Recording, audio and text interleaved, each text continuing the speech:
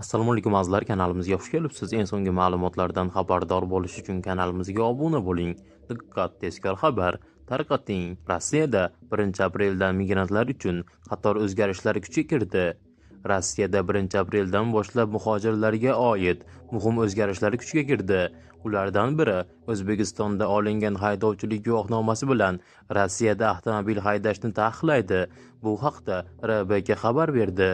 Taqiq Rossiya fuqaroligini, yashash guvohnomasini yoki vaqtincha yashash ruxsatnomasini olgan va mamlakatda 1 yildan ortiq yashayotgan xorijliklarga taalluqlidir. Ularning xorijiy haydovchilik guvohnomalari 2025-yil 1-apreldan yaroqsiz hisoblanadi. Yangi qonunga ko'ra, chet el fuqarolari va fuqaroligi bo'lmagan shaxslar Rossiya fuqaroligini yoki yashash guvohnomasini olganidan 1 yil o'tgach, xorijiy haydovchilik guvohnomasi bilan avtomobil boshqarish huquqidan mahrum bo'ladi.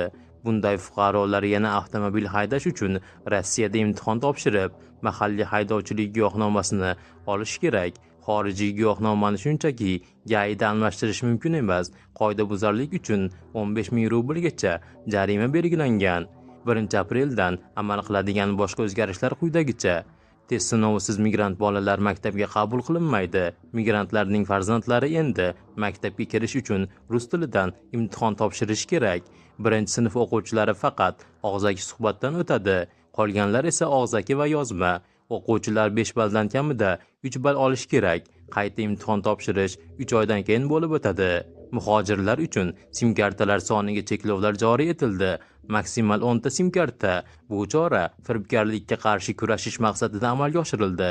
Bundan tashqari, 30-aprelgacha Rossiya hududida bo'lishini qonuniylashtirmaganlar nazorat qilinadigan shaxslar reyestriga kiritiladi.